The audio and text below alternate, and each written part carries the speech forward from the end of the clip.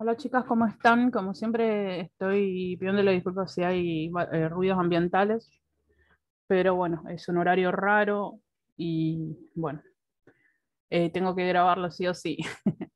Bueno, nosotros habíamos quedado con todo lo que era unidad del paciente, terminamos unidad del paciente, que era todo esto que está acá arriba, ¿sí? Y vamos a empezar con el tema de la valoración, ¿sí?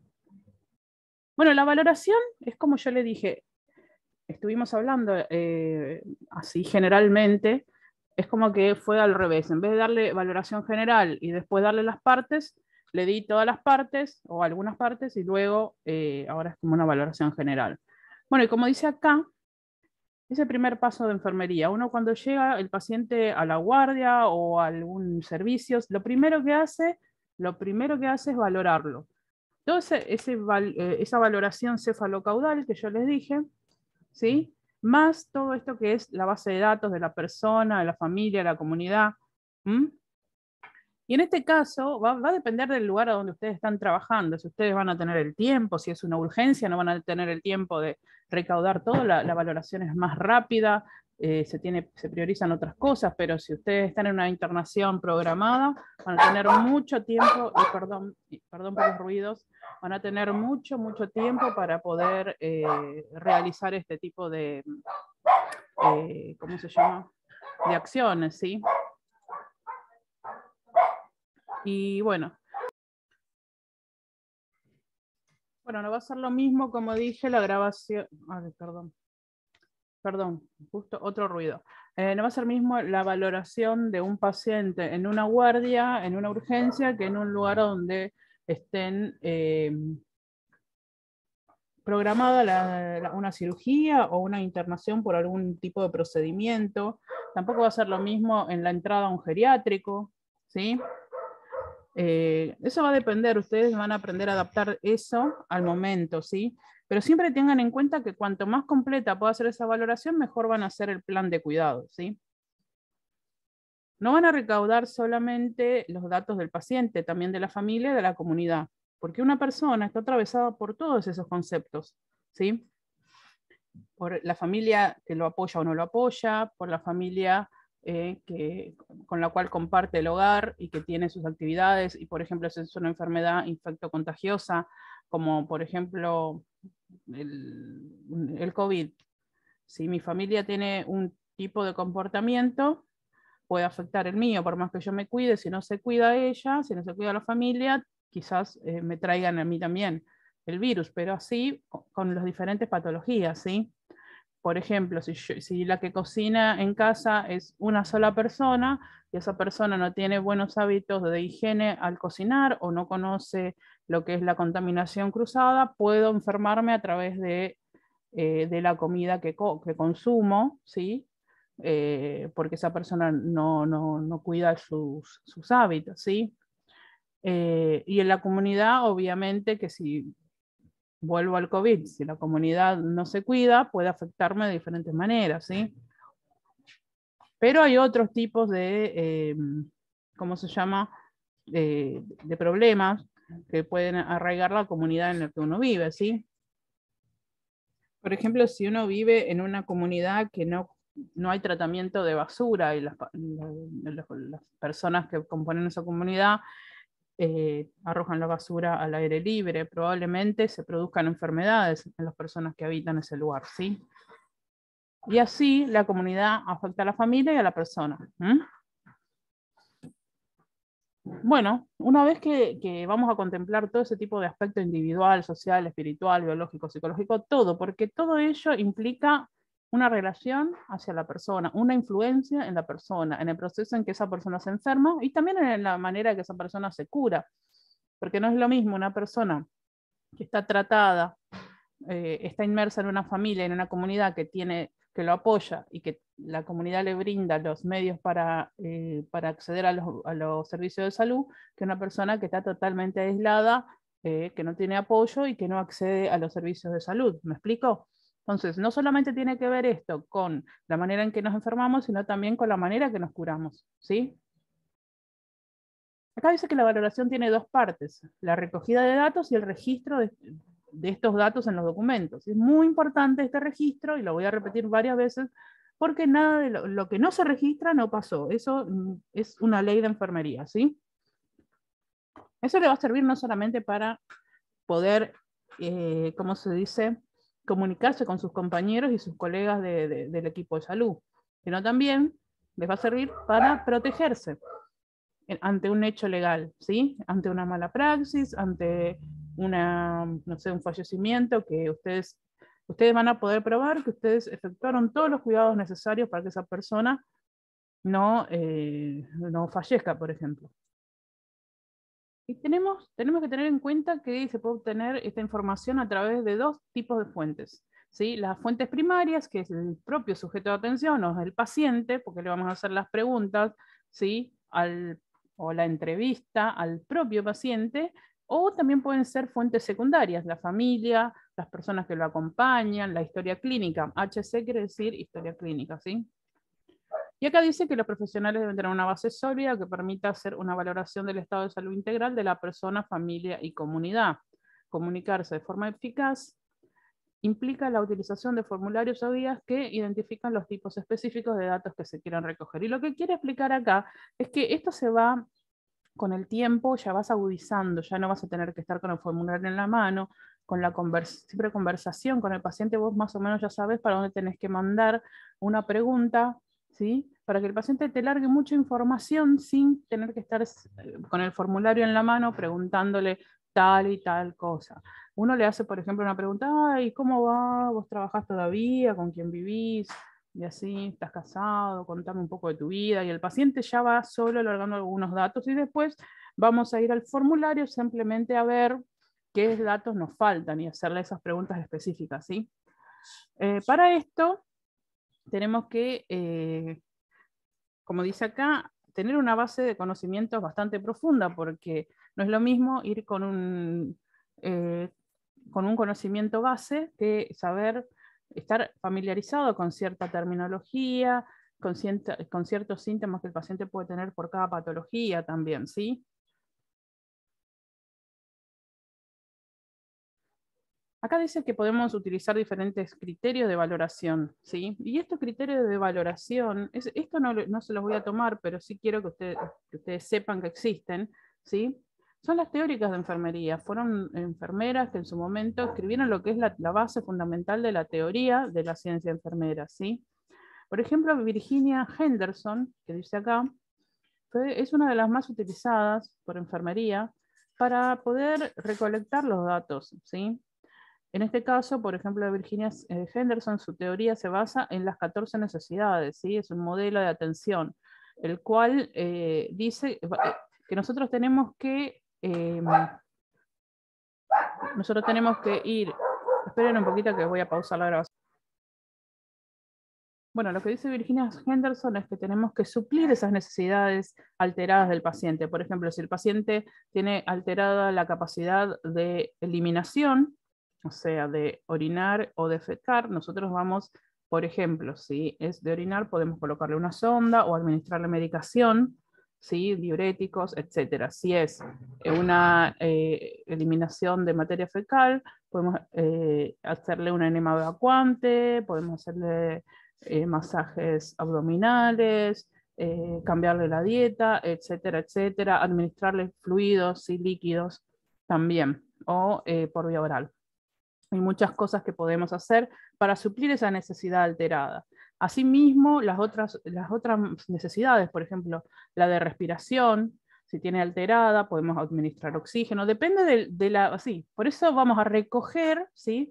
Ella divide en 14 necesidades, por ejemplo, la de descanso, la de alimentación, la de movilización, la espiritual, la sexual, la de eliminación, etcétera, etcétera. Son 14 necesidades. Entonces nosotros vamos a ir anotando según el listado que ella tiene un formulario, si ella diseñó un formulario, y después de terminar esa recogida de datos, lo que vamos a hacer es valorar cuáles de ellos están alterados. Y en base de lo que están alterados, vamos a hacer un plan de cuidado de qué es lo que nosotros tenemos, ¿sí?, que hacer, o sea, ese plan de cuidados que tenemos que hacer para suplir la necesidad alterada del paciente. ¿Me explico? Esto no lo tienen que saber de memoria ni nada. Esto, si ustedes siguen la facultad, van a tener bastante con esto. Pero por ahora quiero que sepan que existen. Y así también hay otras. Hay 35 teóricas que se utilizan hoy día y esta es una. Después acá hay otra propuesta que dice de Gordon, que es Margaret Gordon, es otra teórica, y así hay otras como Orem, Lavigne, y etcétera. Y vamos ahí. Florence Nightingale, que el otro día estábamos hablando de que cuando nos recibimos hacemos el juramento de Florence Nightingale. El que lo quiera se lo voy a mostrar. A ver. Bueno, le concedí, después le voy a pasar el juramento de Florence Nightingale, que es este. Dice: juro solemnemente ante Dios y en presencia de esta asamblea llevar una vida digna y ejercer mi profesión honradamente. Me abstendré de todo cuanto sea nocivo o dañino y no tomaré ni suministraré cualquier sustancia o producto que sea perjudicial para la salud. Haré todo lo que esté a mi alcance para elevar el nivel de la enfermería y consideraré como confidencial toda información que me sea revelada en el ejercicio de mi profesión, así como todos los asuntos familiares de mis pacientes. Seré una fiel asistente de los médicos, lo cual no seré, y dedicaré mi vida al bienestar de las personas confiadas a mi cuidado. Sí, ese es el juramento que hacemos. Yo no juraría por ser fiel asistente de los médicos, sino ser una fiel participante del equipo de salud. ¿Mm? Así estaría bueno. Bueno, tengamos en cuenta que fíjense que esto fue hace años, muchos años atrás, ¿sí? Ella es de 1800 y algo. Fue la primera teórica, o 1900, no, 1800 y algo, una primera teórica de enfermería. Bueno, sigamos porque si no, no terminamos más, ¿sí?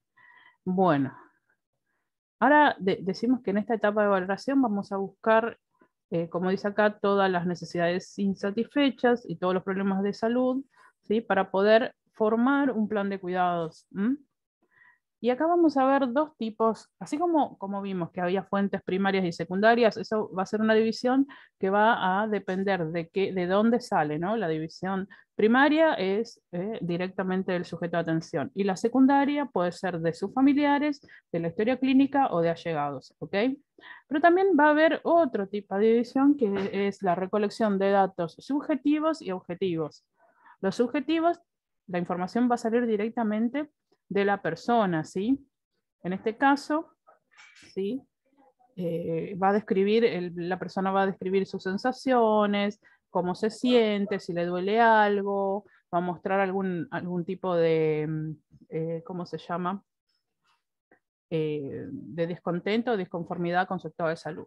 Y después están los datos objetivos, que es esa información que podemos medir, valorar, por ejemplo, los signos vitales, el peso, por ejemplo, análisis, una radiografía, una tomografía, podemos ver, valorar, también podemos valorar la escala del edema, ¿sí?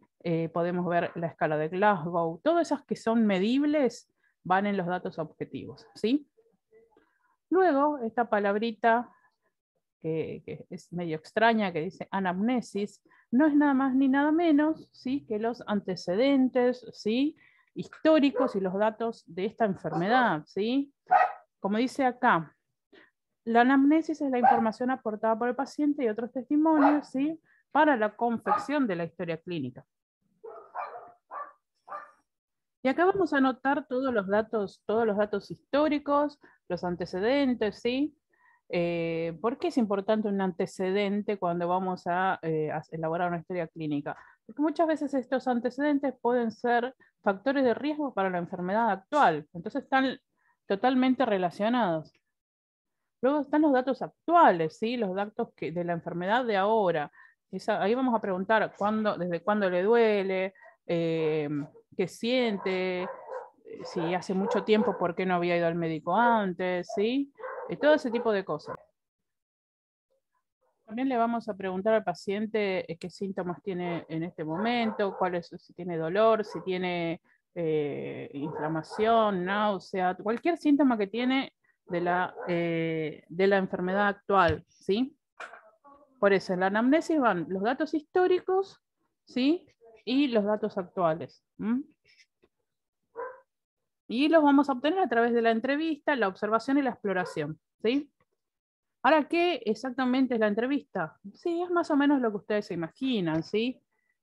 Acá dice hay una explicación más, digamos, más conceptual, dice que es la conversación, perdón, que es la conversación organizada con el individuo que requiere asistencia, ya sea con el fin de sanar, de conservar su salud o prevenir enfermedades. Es un modelo de comunicación iniciado con un fin específico y centrado en un área de contenido específico. Permite a la persona expresar sus necesidades, y para el logro de los objetivos propuestos en la entrevista, el enfermero debe hacer uso de todas sus habilidades de comunicación. Esto es toda una definición que se puede desmenuzar, ¿sí? Porque tenemos un fin, no es una conversación así nomás. Pero el enfermero, cuando va desarrollando la agudeza para poder entrevistar al paciente, lo va a tratar de hacer lo más casual posible para que el paciente se sienta cómodo. Vamos a utilizar un lenguaje familiar, nunca vamos a utilizar un lenguaje que el paciente no entienda. Por ejemplo, si estamos hablando con el paciente, le vamos a decir presión alta, no le vamos a decir hipertensión arterial. Si estamos hablando con el paciente, vamos a decir usted tiene piedras en la vesícula, no le va a decir tiene una litiasis biliar, ¿sí? O una laringitis aguda. Le vamos a decir está con un poquito de dolor de garganta, ¿sí? Porque si no, el paciente lo estresamos al pedo, escribe sus últimas palabras. Siempre hago la misma aclaración.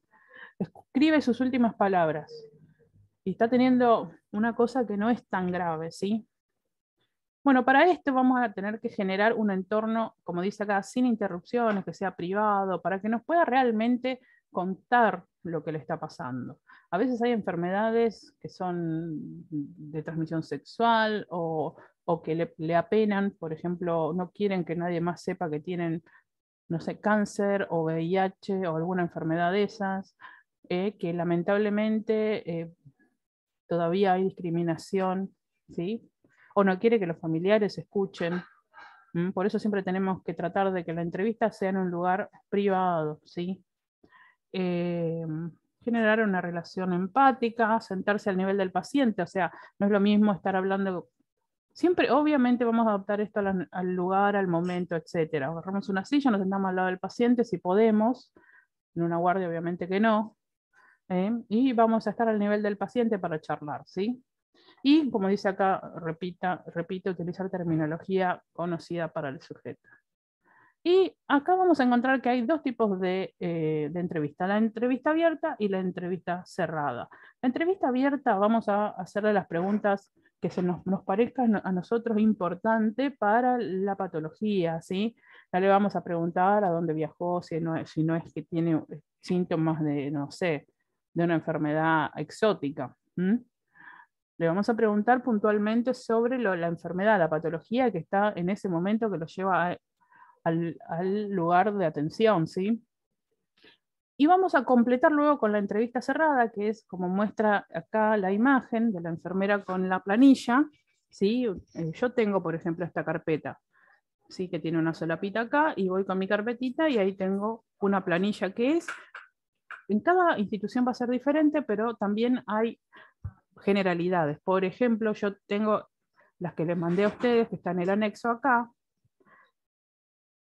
¿Vieron? Esta, que acá muestra todo, dice valoración. ¿Sí? Acá altura, peso, estado nutricional, temperatura, pulso, respiración, presión arterial, ¿sí? Alerta, cómo está, su estado mental. Si está... Acá, por ejemplo, esta es fácil porque, por ejemplo, si uno lo ve, ella marca una crucecita nada más, ¿sí? Acá completa nada más, ¿sí? Acá, por ejemplo, miren lo que dicen ojos. Lentes de contacto, prótesis. Acá, por ejemplo, tiene, no sé, tiene un anteojo, ¿sí? Y bueno, le colocamos una X acá. Listo, ¿sí? Y así subsiguientemente. Y después hay una parte que dice anamnesis, no sé si antes o después está en esto. Acá dice hasta los patrones urinarios, de qué color, la frecuencia, etcétera, etcétera. A ver si a dónde está la parte de anamnesis. Como está antes. Acá está. acá hay una anamnesis. Por ejemplo, acá ya dice todo, el nombre, edad, sexo, ocupación. Todo esto uno le va haciendo como una entrevista así casual de que trabaja, todavía trabaja, con quién vive, bla, bla, bla. Y uno lo va, no, en vez de decir nombre, edad, uno más o menos ya lo sabe. Porque el paciente uno le fue preguntando, ah, ¿cuántos años tenés? No sé cuánto que estás así, así, ya, y uno ya más o menos ya va teniendo todo este tipo de información y lo va completando, ¿sí? Datos que se recolectan en la anamnesis, que es lo que le mostré recién, ¿sí? Hay una ficha personal, ¿m? Y ahí va a figurar los datos de identidad y filiación, como nombre, edad, sexo, todo lo que ven ahí, ¿sí? Motivo principal de la consulta, qué le pasa, qué le molesta, desde cuándo, dónde le duele, antecedentes familiares, porque muchas enfermedades son hereditarias o contagiosas, ¿sí? O contagiosas, de padres, hermanos, hijos, cónyuges, en el caso de enfermedades infectocontagiosas o venéreas, ¿no? Eh, Antecedentes personales, ¿sí? Todo lo referente al nacimiento, desarrollo, crecimiento, todo, vida sexual, costumbres, todo lo más completo posible. ¿Sí? Hay cosas que uno por ahí lo saltea, pero tratamos de ir al grano, ¿sí? Antecedentes patológicos, ¿sí? Si tuvo alguna enfermedad, también distintas a la actual, ¿sí? Porque muchas veces el paciente no sabe qué es lo que pudo haberlo llevado y nosotros deberíamos, sí, por ejemplo, tuvo una ACV. Primero que el paciente no sabe ni lo que es una ACV. A veces los alumnos no saben en el examen lo que es una ACV. Así que imagínate, le decimos, el paciente tuvo una ACV y ya está en recuperación, ¿no? Y le preguntamos si es hipertenso. ¿Por qué? Porque la hipertensión es factor de riesgo y es una de las razones más, o sea, es una de las razones que más se repite al momento de tener una ACV. Así que es la mayor causa. Por lo cual, capaz que el paciente lo sabe, pero ustedes sí saben. Entonces le preguntan si tiene antecedentes. ¿Sí? Historia de la enfermedad actual, desde cuándo se sentía así, etcétera, etcétera. ¿Sí? Observación. Esto tiene que ver con que la enfermera no solamente va a recolectar datos con la entrevista. No tiene sentido, o sea, yo tengo un paciente que lo voy a entrevistar, él tiene, ya está acompañado, ¿sí? Ya está acompañado, ya está en la habitación instalado. Y yo veo que él está acompañado por sus familiares. Yo no le voy a preguntar, ¿está acompañado por algún familiar? Porque eso está en la planilla. No, porque yo ya lo vi. Entonces, con mi observación yo ya absolutamente tengo que saber que el paciente está acompañado. Pero también podemos observar otras cosas, porque el paciente a veces miente. Por ejemplo, el paciente tiene que beber mucho líquido y los familiares le han traído una botella de agua de 1,5 litros. Y yo le pregunto, ¿usted está tomando líquido? Pasaron, no sé, 8 horas. No tanto, ¿no? Porque la guardia tiene eso. Bueno, pasaron 4 horas. Y yo lo veo que la botella sigue igual. El paciente no ha tomado agua, pero el paciente dice, sí, sí, estoy tomando. ¿Mm? Entonces, no voy a registrar que el paciente está tomando agua si yo veo que no está tomando. Otra cosa que puedo observar, el estado de la piel, si está aseado, como a veces puedo identificar artículos religiosos para saber su religión, no necesito preguntarle. Ante la duda siempre voy a preguntar, pero el ojo del enfermero tiene otras cosas. Y otra cosa que puedo observar son, por ejemplo, hematomas, alguna cortadura, cicatrices anteriores. Sí, por ejemplo, yo estoy valorando, el otro día me pasó que valoré a una chica, ¿sí? Que tenía muchas cicatrices en los brazos. Y inmediatamente yo me di cuenta que esa chica tenía un problema de autolesión, ¿no? Cuando me voy a la historia clínica era un intento de suicidio, ¿sí? Entonces, el ojo de la enfermera se va agudizando. Por ahí la persona entra por un diagnóstico, por ejemplo, dolor de cabeza, y luego confiesa que a través de un buen manejo de la entrevista, porque uno va observando, ¿sí? Y de la valoración, uno va observando, perdón, el caniche de mi mamá, es así. Bueno, entonces uno va determinando que es un episodio de violencia más que nada, ¿sí? Y ese tipo de cosas. Y ojo, que la violencia también está en las personas mayores, está en niños, en las mujeres y en hombres también. Ojo, mucho ojo. Bueno, la observación va a ser un gran apoyo para realizar este tipo de acciones de valoración, ¿sí? Y para rellenar todo lo que sean los formularios y las anamnesis y etcétera, etcétera, ¿sí? Y los ingresos. Y ahora vamos a hablar del alta, ¿sí? El alta es otro tipo de registro, ¿sí? Y acá dice que es el conjunto de procedimientos técnicos y administrativos que se realizan con motivo de la salida del paciente hospitalizado de una institución sanitaria, asistencial o el egreso del sujeto de atención a una unidad de cuidados de diferente complejidad. Por ejemplo, yo le puedo dar al alta al paciente, ¿sí?, de esta institución y lo pasan a una institución de complejidad diferente. ¿Por qué? Porque el paciente necesita, no sé, otro tipo de aparatología que en este lugar no hay, ¿sí? Y también puedo darle diferentes tipos de alta. Ahora les voy a decir. Pero acá, fíjense que dice que son procedimientos técnicos y administrativos, porque para darle el alta nosotros tenemos que tener todo completo. Por ejemplo, el otro día estaba por darle el alta a un paciente y tenía que tener su electrocardiograma y su laboratorio hecho. Si no, no se le daba el alta. Y obviamente que tiene que estar la firma del médico, etcétera, etcétera. Si no, no se puede ir si queremos hacer un buen alta. Pero también hay otros tipos de alta. Por ejemplo, acá dice voluntaria. El paciente sabe que no está bien, el médico no le da el alta, entonces firma un acta, firma un acta donde figura que él se retira con alta voluntaria, ¿sí? Y es bajo su responsabilidad. Él sabe que no está curado, pero él decide irse. Después dice voluntaria, alta voluntaria no manifiesta, porque se fuga, ¿sí? O se va, se escapa. Por traslado, ¿sí? Por óbito o muerte sería, esto no tendría, o sea, no le vamos a dar el cuerpo del paciente si no hay un acta de función, ¿sí? Después, hay la alta hospitalaria, porque hay pacientes que se van con el alta hospitalaria, pero no tienen el alta médica completa. Por ejemplo, un paciente que tiene una quebradura tiene que seguir haciendo su tratamiento en la casa, o por ejemplo, un paciente que tiene tuberculosis, en su momento más grave está en el hospital, y luego le dan el alta y termina su tratamiento en el hogar, ¿sí? Y luego, cuando ya está totalmente sano, vuelve al hospital o al lugar de consultorios externos y le dan el alta médica completa, ¿sí? ¿Y cuáles son los cuidados de enfermería al momento del alta? Para empezar, confirmar que el sujeto de atención tenga todos los requisitos para el alta, si es un alta común y corriente, ¿sí? Después, verificar que comprenda las indicaciones médicas. Por ejemplo, si el paciente tiene que ir a continuar su tratamiento, explicarle exactamente cómo debe seguir su tratamiento en la casa, ¿sí? Acá también dice educación, que es lo mismo, educación del sujeto de atención y a la familia para los cuidados luego del alta, ¿sí?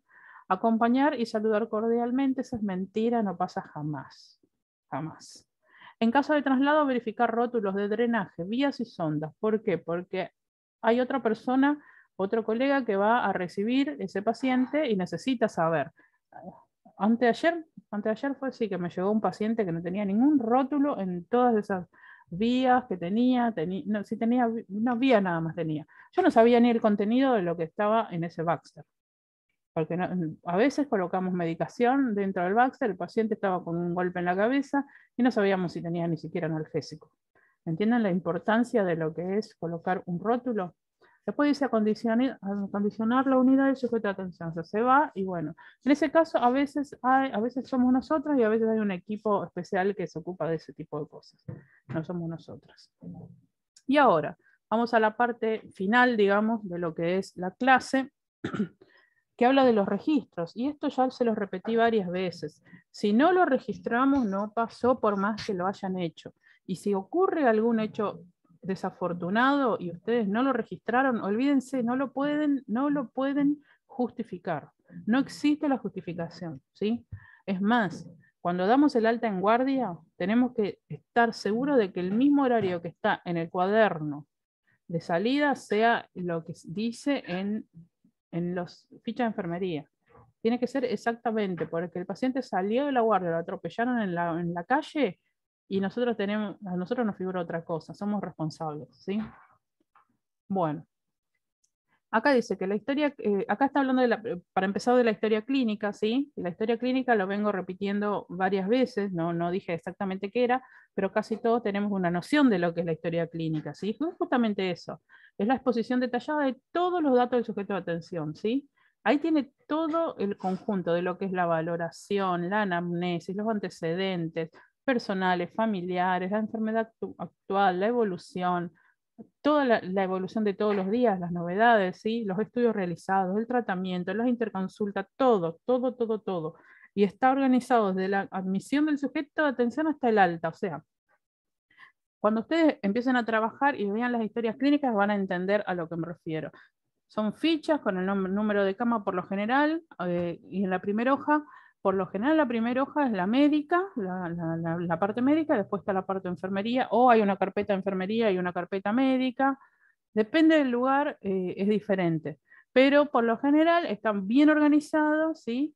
Y por ejemplo, en el lugar donde yo estoy ahora, primero se coloca la última hoja y por último se coloca la primera hoja. O sea, en vez de que vos vayas a la última hoja para empezar a registrar, se van colocando y la primera hoja, la que cuando vas a abrir la carpeta, esa es en la que tenés que escribir. Pero siempre tenés que fijarte dos cosas. El nombre del paciente, si coincide con los datos que recolectaste. Viste que vieron que siempre digo, cuando van, tienen que preguntarle, ¿cómo es su nombre? Para verificar que sea la persona. ¿Sí? Entonces, si coincide con lo que yo escribí, le fui a tomar los signos vitales, ¿no? Le digo, ¿cómo se llama? No sé, María Pereira. Bueno, María Pereira, signos vitales tanto. Entonces me voy a la carpeta, bueno, dice cama 9. Bueno, voy a la carpeta de cama 9, dice María Pereira, sí, dice la fecha de hoy, sí. Bueno, ahí voy a escribir los datos. Ahora si voy y no dice, no coincide, perdón. Si no coinciden los datos, verifico cuál fue mi error, ¿sí? Y lo rectifico antes de pasar. Porque recuerden que nuestra valoración va a servir para la utilización y para el plan de cuidado de todo el equipo de salud, ¿sí? Y acá empezamos con un tema que no vieron todavía ni siquiera sus colegas. Yo dije que iba a terminar, como era poquito, son 2 cositas más, entonces está bueno que ya llega si empezamos con tema nuevo. Lo del consentimiento informado, ¿sí? Hay una ley, ¿sí? Que es esta ley 26.529, ¿sí?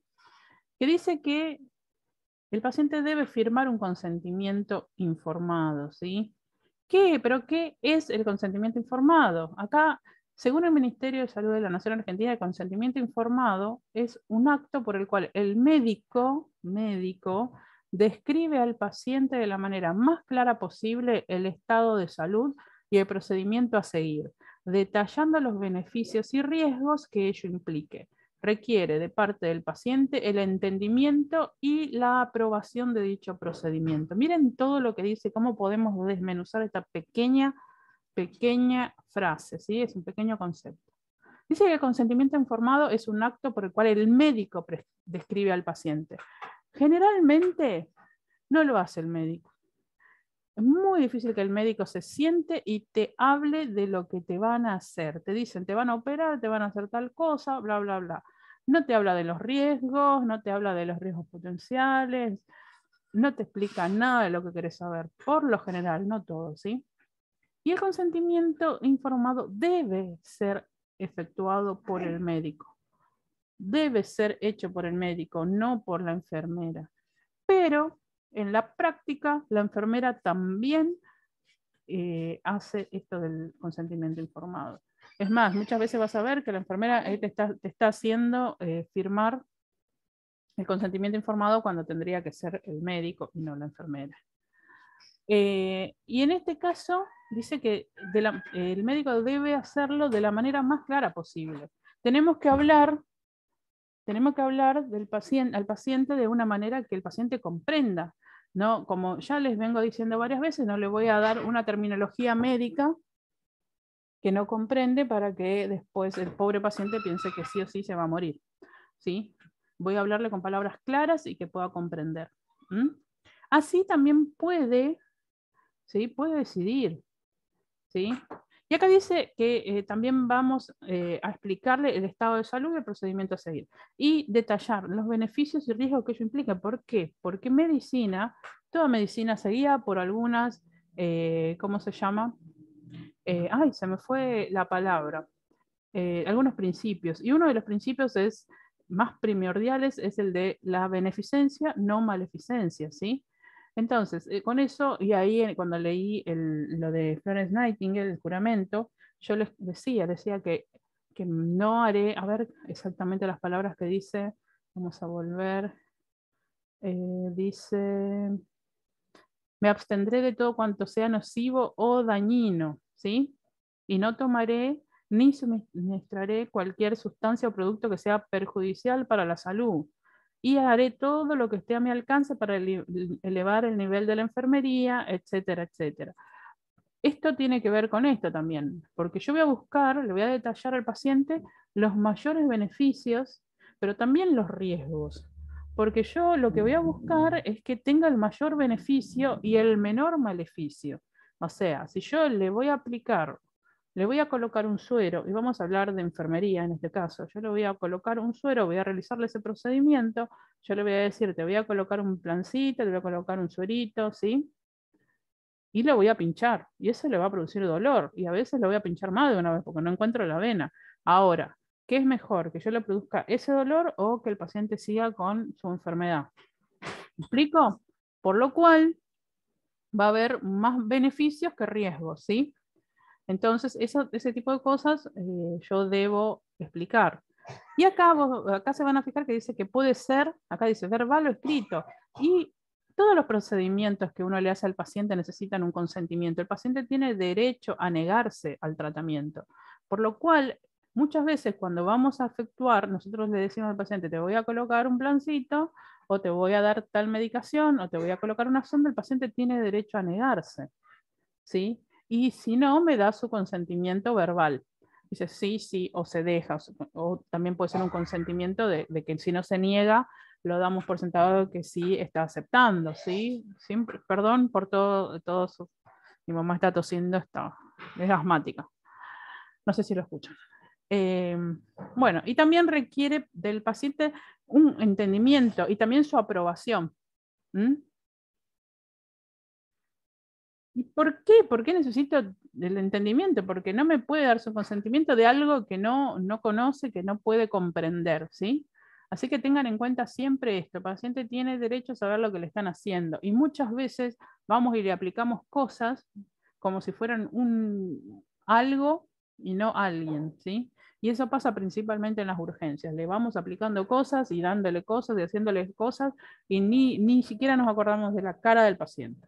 Son cama 1, cama 2, cama 3, cama 4 y etcétera. Y así sucesivamente. ¿Mm? Y tengo que confesar que yo también soy así cuando estoy en una urgencia. Como pueden ver, acá habla justamente de esto, de lo importante que es la autonomía de la persona, el derecho que tiene de negarse, ¿sí? De participar o de rechazar un procedimiento o una acción, ¿sí? Y de la explicación que tiene que ser clara y precisa, ¿sí? Y acá dice que el consentimiento informado no es solo una hoja o un formato firmado por el paciente, ¿sí? Es también el proceso. El consentimiento informado también implica este proceso previo de informar al paciente, de darle sus alternativas, de saber si el paciente está de acuerdo, si saber si el paciente realmente comprendió que tiene derecho también a negarse, ¿sí? ¿Eh? Aún si fueran contrario a lo que piensa el médico. También este médico tiene la obligación de decirle, ¿sí? De decirle su postura, pero también tiene la obligación de respetar lo que el, el paciente acepte. Así como también el paciente tiene la obligación de respetar el derecho del profesional de la objeción de conciencia, que no vamos a hablar de eso ahora, pero se estuvo hablando mucho durante el tema del aborto, ¿sí? Toda la discusión de que los médicos no querían hacer, algunos médicos no querían realizarlos y algunos enfermeros no quieren asistirlos, y me parece perfecto también porque cada uno, así como el paciente tiene derecho, los profesionales de salud también tenemos derechos, y sobre todo saber que porque un médico y una enfermera o un porcentaje o el 10% o el 15% no acepte, hay todo un 85% que sí acepta. Entonces, no es necesario obligarlo. Puede llegar a ocurrir de que no haya otro profesional que tenga esos conocimientos, y eso ya estaría en discusión. Pero en este caso, en los casos de la Argentina, que tenemos tantos profesionales de la salud, no es necesario generar una polémica innecesaria, o sea, es sumamente vacía, porque si uno no lo quiere hacer, directamente, primero que nadie te puede obligar, y segundo, que hay otro personal que sí lo quiere hacer, o por ahí no es que lo quiera hacer, ¿sí? Pero está de acuerdo con esta situación, entonces lo trabaja de eso, y listo, y lo acepta de esa manera, ¿ok?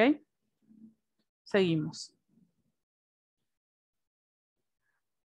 Y pasamos a la hoja de enfermería, ¿sí? Que acá dice que sirve para consignar las acciones dependientes e independientes de enfermería que se brindan al sujeto de atención en las 24 horas y brinda la información del estado y evolución del mismo. Debe estar escrita en forma clara y legible, con fecha, hora, firma y aclaración del personal de enfermería. A ver, fíjense las pequeñas partes que dice. Dice, acciones dependientes e independientes de enfermería. A esta altura yo creo que ya no necesito estar explicando cuáles son las acciones dependientes e independientes, ¿sí? Pero lo voy a decir. Las dependientes son las que yo necesito una orden de, por ejemplo, que el médico venga y me diga, anda y administrarle la medicación y que tenga una receta, me tiene que dar una indicación médica firmada, sellada, etcétera, ¿sí? Pero las independientes son las que enfermería no necesita. O sea, si por ejemplo, el paciente quiere orinar, yo no le voy a ir a preguntar, el médico, doc, ¿puedo ponerle la chata? Si necesita un control de signos vitales, yo no le voy a decir, doc, ¿le puedo medir la tensión arterial? ¿Necesita un baño? ¿Puedo bañarlo? No, son acciones independientes de enfermería, salvo que tenga una indicación de contraria, por ejemplo, no, este paciente no se puede bañar, no, este paciente no sé, no ponerle una sonda no puede usar chata. Bueno, ese tipo de cosas sí, pero ya eso no le voy a tomar cuáles son las independientes y dependientes, pero quiero que cuando yo diga acciones dependientes o independientes, ya no tenga que estar explicando de qué estoy hablando, ¿no? ¿Mm? Y en este caso es importante que ustedes vean que tiene que estar legible, claro, con letra clara, tiene que tener toda esta información, porque esto va a servir para que mis compañeros, cuando tomen la guardia y para el resto del personal, entiendan lo que ocurrió en esta guardia y poder seguir el plan de cuidado, ¿sí? Y esta es la última partecita, ¿sí? Que habla de los rótulos, de las tarjetas, y la importancia de esto, como yo les había explicado ya. La importancia de todo esto es que pueda haber una continuidad también, ¿sí? De colocar siempre el rótulo, ¿sí? Acá hay un ejemplo, ¿sí? Los rótulos deben tener, por lo general, la fecha, la hora, la firma de la persona que lo hizo, ¿sí? Depende, y si por ejemplo, si estoy rotulando un suero, qué medicación tiene, a cuánto es el goteo, etcétera. Este es un ejemplo, ¿sí? Un ejemplo. En cada lugar van a encontrar algo diferente. Hay lugares que tienen un sticker y lo pegan, lo completan y lo pegan. Hay otros lugares que agarras un pedazo de cinta, de la cinta gruesa, escribís los datos y lo pegás. Hay otras que tienen un fibrón indeleble y lo escriben en el suero, pero que deben tener este tipo de indicación. Por ejemplo, acá dice sujeto de atención, habitación, cama, comienza, finaliza, frasco número, ¿sí? En las 24 horas, ¿no? ¿Cuál es el número? O en tu guardia, depende del protocolo del lugar, a cuántas gotas y la firma de la persona que lo colocó. Y por último, el report de enfermería. O sea, todos tienen más o menos la misma función. Miren lo que dice acá, el report de enfermería es un medio de comunicación donde se comparten opiniones sobre los internados, ¿sí? Implica tanto al que comunica como al receptor. Debe contener información suficiente, detallada y completa de la valoración del sujeto de atención. Debe ser redactado con letra clara y legible. Asimismo, debe contener la fecha, hora, firma y la aclaración de enfermería. Por ejemplo, estamos en guardia y nuestra valoración va más cortita. Va a decir, por ejemplo, paciente de 73 años, lúcido, centrado en tiempo y espacio, con dolor abdominal, eh, malestar general, control de signos vitales, TA tanto, temperatura tanto, T tanto, o sea, porque en vez de temperatura ponemos T, FC tanto, FR tanto, saturación tanto, si es necesaria la saturación, si le hicimos un electrocardiograma, colocamos ECG directamente, 2 puntos, si le hicimos una medición de glucosa, HTG y colocamos el valor, etcétera. Si le colocamos un plancito de hidratación, le colocamos PHP, el suero, ¿se acuerdan que se decía PHP? Bueno, pero así todo bien resumido, pero que se comprenda. Hay un lenguaje enfermero y ustedes se van a acostumbrar a ello, no se asusten, ¿sí? Bueno, final de la clase por ahora, con muchas interrupciones de perros, madres, hijos, vecinos y etcétera. Pero finalizamos la clase y la semana que viene vamos a empezar con esterilización, ¿sí?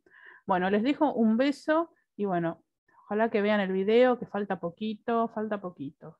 Hasta luego.